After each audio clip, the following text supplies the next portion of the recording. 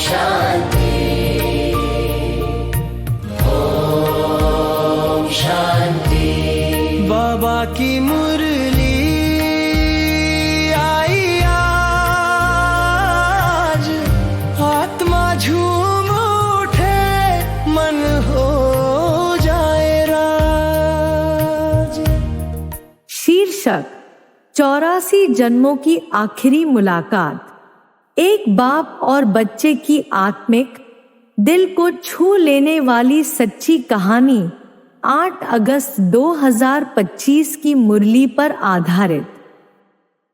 बहुत पुरानी बात है, नहीं कहो तो आज की ही बात है, लेकिन जिसकी जड़ें कल्पों की गहराई में हैं। एक छोटा सा गांव था, वहां एक सच्चा रूहानी बच्चा रहता था। नाम था शिवांश। जन्म से ही उसकी आत्मा में एक तड़प थी, मैं कौन हूं, ये दुनिया कैसी है, दुखों का अंत कहाँ है। वह रात रात भर जागकर आसमान में निहारता और अनजाने ही आंखें नम हो जाती। एक दिन जैसे उसकी आत्मा ने पुकारा और उत्तर स्वयं आ गया। एक ब्रह्मा कुमारी दीदी गांव में आई और उसने बाबा का संदेश दिया, मीठे बच्चे, बाप आए हैं, तुम्हारा 84 का चक्र पूरा हो चुका है, अब घर लौटने का समय है। ये शब्द शिवांश की आत्मा को छू गए। पहली बार उसने जाना कि वह आत्मा है, देह नहीं। पहली बार उसे याद आया कि वह एक लंबे नाटक का अभिनेता है, जिसने 84 जन्म लिए हैं। बाबा ने कहा था, अब थोड़े दिन यह कर्मभोग है, विकर्म भस्म करने हैं, अब हम घर जाएंगे। वह हर सुबह प्रातः मुरली क्लास में जाने लगा। बाबा की वाणी में उसे जीवन की सच्चाई मिलती। विक्रमाजीत बनना है तो देहाभिमान से बचो, देही अभिमानी बन बाप को याद करो। एक दिन शिवांश ने बाबा से मौन में पूछा, बाबा, मैंने जाने अनजाने इस जन्म में बहुत पाप किए हैं, क्या आप मुझे माफ कर सकते हैं?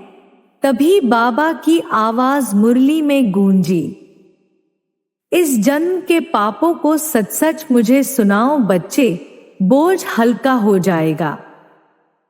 उसने वो सब बातें पत्र में लिख दी जो उसकी आत्मा पर बोझ बनी थी और बाबा को समर्पण कर दिया।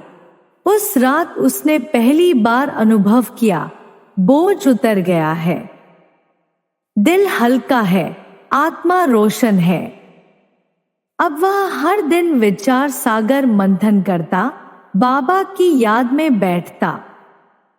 उसे बाबा ने यह भी समझाया, बच्चे, इस संगमयुग पर तुम पुरुषोत्तम संगमयुगी ब्राह्मण हो। तुम पुरानी दुनिया के अननोन वॉरियर्स हो जो गुप्त वेश में परिवर्तन कर रहे हो। अब वह गांव में बैठकर गीता पाठशालाओं को पत्र लिखता, ब्राह्मणों से संवाद करता, स्नान मेलों में जाकर सेवा करता। उसे बाबा ने युक्तियां दी थी, शॉर्ट पॉइंट्स लिखो, ज्ञान फैलाओ, पतित पावन कौन है यह बताओ। श्री कृष्ण नहीं, परमपिता शिव है। एक दिन गांव के मंदिर में एक पंडित जी ने पूछा, बेटा, तुम रोज मंदिर क्यों नहीं आते? भक्ति क्यों छोड़ दी? शिवांश ने मुस्कुराकर कहा, पंडित जी, बाबा कहते हैं यह भक्ति मार्ग का अंत है, अब ज्ञान से स्वराज्य का समय है। सतयुग की स्थापना संगमयुग पर होती है। पंडित जी चकित रह गए, लेकिन उसके स्नेह और विनम्रता ने उन्हें सोचने पर मजबूर कर दिया। अब शिवांश को किसी प्रमाण की आवश्यकता नहीं रही।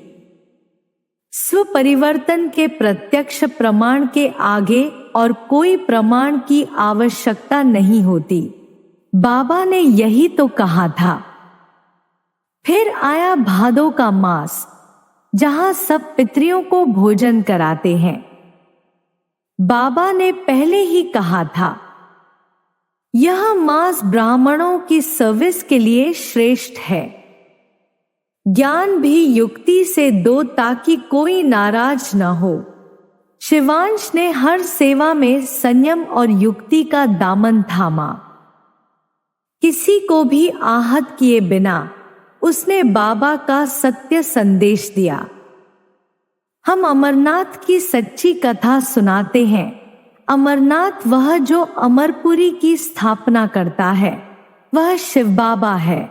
एक दिन एकांत में बैठकर शिवांश ने बाबा को याद करते हुए सोचा, हम ब्रह्मा के मुख वंशावली हैं। हमें देवता बनना है।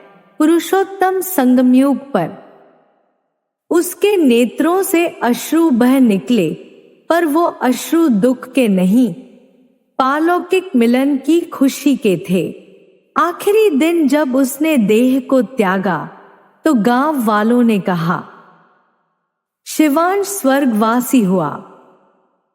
पर आत्माएं जानती थी, वह सिर्फ मरा नहीं, वो घर गया। इस कहानी की धारणाएं, मैं आत्मा हूं, देही अभिमानी स्थिति में रहूंगा। बाप से सच्चा योग रखकर इस जन्म के पापों का हिसाब चुकाऊंगा। मुझे 84 जन्मों का गहन ज्ञान है, मैं उसका अनुभव करता हूं। मैं स्वदर्शन चक्रधारी हूं, स्वप्रवर्तन करता हूं। मैं गुप्त योद्धा हूं, पुरानी दुनिया को बदलने निकला हूं। हर सेवा मैं संयम और युक्ति से करता हूं। बाबा ही सच्चे अमरनाथ हैं। मैं अमरपुरी की स्थापना में सहयोगी हूं। मैं पुरुषोत्तम संगमयुगी ब्राह्मण हूं। देवी देवता धर्म की स्थापना कर रहा हूं। मैं कर्मातीत बनने की तरफ बढ़ रहा हूं। कोई भी विकर्म नहीं करूंगा। मैं श्रीमत पर विश्व कल्याण में लगा हूं। यही मेरे जीवन का लक्ष्य है। शांति।